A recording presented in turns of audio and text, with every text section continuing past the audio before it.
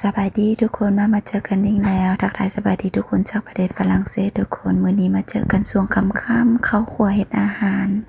ที่เฮ็ดมื้อนี้บ่แม่นหยังดอกทุกคนสลัดคือเก่าสลัดนี่ล่ะเป็นสลัดชื่อว่าสลัดลองเดสสลัดที่สติมักกินตลอดทุกคนคิดหยังบ่ออกก็ต้องมีสลัดต้องเฮ็ดสลัดอันนี้เพราะว่าสลัดอันนี้มันกินแล้วมันอิ่มนะทุกคนเพราะเฮาใส่เป็ดใส่แฮมใส่ทุกอย่างว่าซั่นซะมันมีครบอยู่ในจานเดียวเลยเพราะว่ามันเฮ็ดง่ายแล้วก็ส่วนประกอบก็บ่ได้มีหยังยากอันใดทุกคนก็เลยได้เฮ็ดกินตลอดคิดหยังบ่ออกก็เฮ็ดสลัดลองเดสคิดหยังบ่ออกก็เฮ็ดสลัดลองเดสสลัดตัวนี้ผัวสาวติ๊กก็มักสาวติ๊กก็มักและอีกอย่างนึงลูกสาวก็มักลูกสาวสาวติ๊กกินทุกอย่างที่พ่อแม่กินทุกคนเอ้ยดีใจล่ะสาวติ๊กดีใจเวลาเฮ็ดอาหารแล้วมีคนกินเว้าซั่นซะสาวติ๊กก็บ่ได้เป็นคนมักเฮ็ดอาหารดอกแต่ว่าเวลาเฮาเฮ็ดแล้วถ้ามีคนกินเฮาก็ดีใจแฮปปี้โชคดีแต่ว่าลูกสาวบ่เลือกบ่หิอาหารทุกคนกินทุกอย่างคือแม่เอาแต่ว่าลูกสาวถ้าลูกสาวใหญ่อยู่นี่ตอนนี้เพราะว่าอยากกินตำกับลูกสาวเพราะว่าเวลากินตำต้องกินหลายคนเนาะทุกคนกินคนเดียวมันบ่แซ่บมันเหงาจังได๋ต้องญาติกันกินสินะมันจังแซ่บคืออยู่บ้านเฮาลูกชายสาวติ๊กแท้บ่เว้าแล้วเพราะว่าคือพ่อกันนี่หิของกินแต่ว่าพิลึกพิโลหิก่อนสิกินได้จองนมเบิ่งต้องเบิ่งถ้าบ่เป็นตากินก็บ่กินแต่แดทุกคนบอกลองก็บ่ลองแต่ว่ามีช่วงนึงลูกชายสติ๊กลองทุกอย่างก็คือช่วงที่กลับมาจากลาวใหม่ๆล่ะทุกคนลูกชายสติ๊กลองหมดทุกอย่างบ่ว่าสิเป็นหมูกินปิ้นไก่ลองหมดทุกอย่างว่าซั่นซะแต่ตอนนี้กลับมาอีกแล้วกลับมาหิอาหารอีกแล้วทุกคนเอ้ยทุกๆมื้อที่ไปรับลูกชายโรงเรียนสิมีคนอยู่ห้องอาหารก็จะมาเว้าว่ามื้อนี้แกนิดกินข้าวบ่ดีกินข้าวน้อยจังซั่นจังซี่ทุกมื้อมาเว้าแต่คำเก่าทุกคนเอ้ยเพราะว่าลูกชายสติ๊กบ่กินข้าวโรงเรียนกินสูงสุดก็กินแต่ข้าวจีกินโยเกิร์ตกินแต่ของหวานเท่านั้นแหละหั่นแหละบ่เว้าหลายยายห่างทุกคนสำหรับคลิปวิดีโอนี้สติ๊กอยากมาโฟยสู่ทุกคนฟังก็คืออาทิตย์ก่อน2อาทิตย์ก่อนบ่สติ๊กไปเลื่อน TikTok อยู่ TikTok อยู่ Facebook ก็มีเขาเจ้ามาแชร์ก็ส่วนหลายก็สิมีแต่เมียฝรั่งเศสอันสะใภ้ฝรั่งเศสจังซี่เนี่ยเขาเจ้ามาแชร์เว้าเรื่องแบบอันการต่อบัตรทุกคนก็แม่นอีหลีตอนนี้อยู่ประเทศฝรั่งเศสกำลังเข้มงวดเกี่ยวกับตัวนี้คนต่างประเทศหมายความว่าอยู่ยากขึ้นอีกแล้วก็คือว่าในประเทศฝรั่งเศสเปลี่ยนกฎทุกปีทุกคนปีนี้เขาเจ้าก็สิเริ่มเปลี่ยนกฎว่าอันเกี่ยวกับภาษานะคนที่จะไปต่อบัตรแล้วต้องมีทดสอบภาษาหยังๆจังซี่ทุกคนแต่ว่ามันมีเพิ่มขึ้นมาอีกก็คือว่าทุกๆเทื่อที่สิไปต่อบัตรมันสิมีเกี่ยวกับการสอบเกี่ยวกับพลเมืองฝรั่งเศสว่าซั่นซะทุกคนจื้อบ่สติเคยไปฝึกอบรม4มื้อทุกคนการฝึกอบรมตัวนี้เขาจะกระสิเว้าเกี่ยวกับอันสิทธิอีหยังๆทุกคนแล้วบัดนี้เรากฎที่มันเปลี่ยนใหม่ก็คือว่าทุกคนที่สิไปต่อบัตรหรือว่าไปถามบัตรต้องได้ทดสอบตัวนี้ปกติเขาจะสิถามแต่ใบประกาศอันเกี่ยวกับภาษาฝรั่งเศสอันA1 A2 B1 B2 สิเนี่ยแต่ว่าตอนนี้เขาเจ้ากำลังสิเปลี่ยนกฎใหม่ก็คือว่าต้องไปสอบทุกเทื่อก่อนที่เจ้าสิขอบัตรหรือว่าต่อบัตรใหม่เจ้าต้องไปทดสอบความรู้เกี่ยวกับพลเมืองฝรั่งเศสทุกคนเห็นบ่ยากแต่ยังว่าสติกละเงาะแต่โชคดีสติกยัง8ปีว่าบัตรสติกจังสิหมดอายุเพราะว่าสติกหาก็ได้บัตร10ปีในทุกคนนั่นแหละพอเหตุผลตัวนี้ละ 2-3 อาทิตย์นั้นก่อนเนาะก็เลยเห็นส่วนหลายเมียฝรั่งเขาจะมาแชร์ทุกคนก็ยานปัญหาเรื่องนี้หลายคนก็ถือว่ายานแหละเพราะว่าปัญหาเกี่ยวกับภาษาเนี่ยทุกคนหลายคนยานสติกก็คือกันสติกก็ยังยานทุกคนเพราะว่าความรู้อันที่สติกไปฝึกอบรม4มื้อตอนนี้ลืมหมดแล้วเด้ทุกคนเอ้ยลืมหมดอีหลีเพราะมันออกหูซ้ายเข้าหูขวา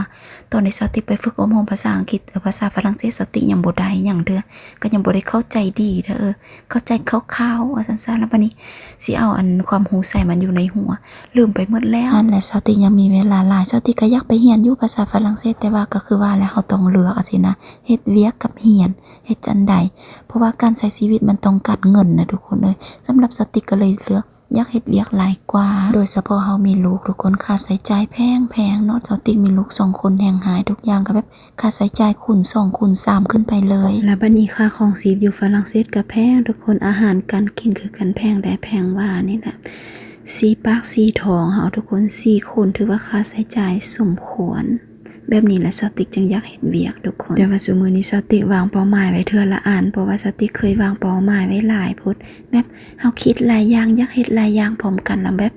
ผลสุดท้ายแล้วบ่เกิดเฮ็ดอันใดสินะซุมื้อสติกก็เลยแบบอัน ตั้งใจสอบเสียงใบขับขี่มันได้ก่อนละจังเริ่มคิดว่าสิเฮ็ดเวียกหยังสินะแล้ววันนี้ช่วง2 อาทิตย์ที่ผ่านมาแล้วแบบคือว่าไปสติมักไปอ่านข่าวหลายแล้วก็มักเอามาคิดสินะแล้วก็แบบคิดหลายงอได้สิเฮ็ดจังได๋สิไปเรียนภาษาเพราะว่าถ้ากฎใหม่มันออกมาสิแล้วแนวเฮาต้องไปเรียนภาษาสินะยานเขาเจ้าสิบ่ให้อยู่ประเทศฝรั่งเศสสิเนี่ยและอีกใจนึงก็อยากกลับไปอยู่ลาววันนี้ผัวสติกแต่บ่เว้าทุกคนอยากกลับไปอยู่ลาวแถวว่าผัวสติกอยากไปอยู่ลาวหลายกว่าอยู่ฝรั่งเศสแต่ว่าสติกละเลือกอยู่พี่เพราะว่าเกี่ยวกับระบบการศึกษาสติอยากให้ลูกสติอยู่พี่สินะทุกคนเพราะว่าถ้าสิเอาลูกไปเรียนไปอยู่ลาวแล้วเรียนภาษาฝรั่งเศสอยู่ปุ่นสติกยานว่านั้นสิบ่มีค่าใช้จ่ายสินะค่าใช้จ่ายมันสิแพงยานเฮาสิบ่มีเงินพอสินะก็เลยเลือกอยู่ฝรั่งเศสหลายกว่าพวกสติกได้ใจไปแล้วอยู่ฝรั่งเศสเพราะว่าสติกอยู่ซื่อๆทุกคน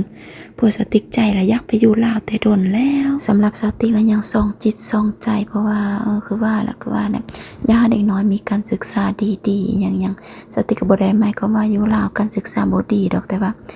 ถ้าเทียบกับอยู่ฝรั่งเศสแล้วสำหรับสติกกับอยู่ฝรั่งเศสถือว่าดีกว่าทุกคนสำหรับคนที่บ่มีเงินคือเฮาว่าซั่นซะเพราะว่าอยู่ฝรั่งเศสมันก็แบบมันเข้าโรงเรียนมันฟรีสินะทุกคนถ้าว่ากลับไปอยู่ลาวลูกครึ่งแน่นอนสติกสิบ่หาลูกไปเข้า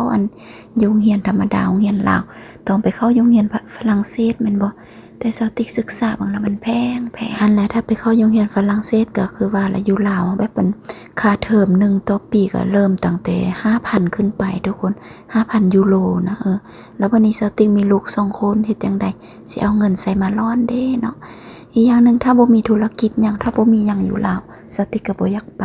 หันแหละบัดนี้อยู่ประเทศฝรั่งเศสแล้วกฎมันออกมาใหม่ทุกปีทุกคนยากขึ้นสติกก็เลยรู้สึกว่าอยากกลับไปอยู่ลาว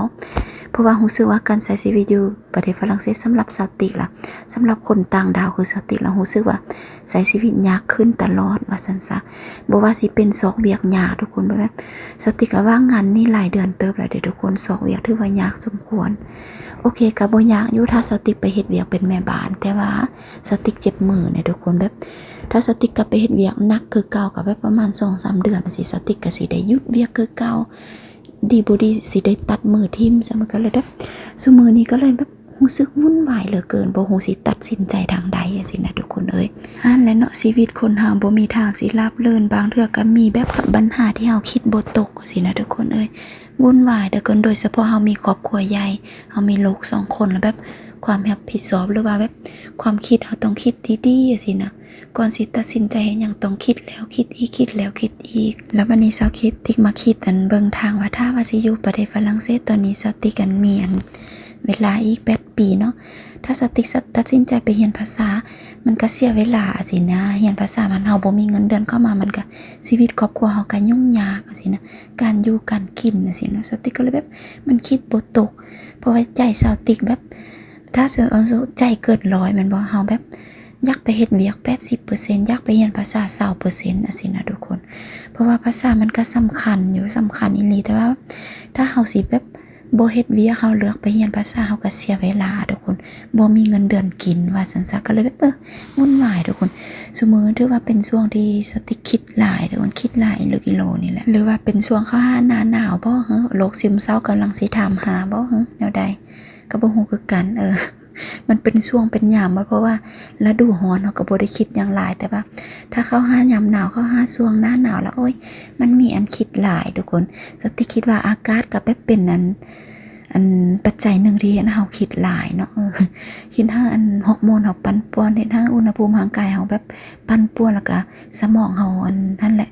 เฮ็ดเวียกหลายว่าซั่นซะช่วงนี้สติก็เลยแบบบ่อยากล่มบ่อยากนั้นกับไผแล้วซุมื้อนี้ทุกคนหั่นแหละก็มาจุ่มให้ทุกคนฟังซื่อๆทุกคนสติก็สิเลือกอยู่ประเทศฝรั่งเศสพี่แหละก่อนเพราะว่าลูก2คนทุกคนถ้าว่าสติมีแต่สติกับเควินตอนนี้สติไปอยู่ลาวแล้วถือว่าสิแบบไปเที่ยวสินะแต่ว่าเฮามีลูกแล้วเฮาแบบความรับผิดชอบเฮาก็หลายขึ้นสิทุกคนแล้วก็เลยแบบ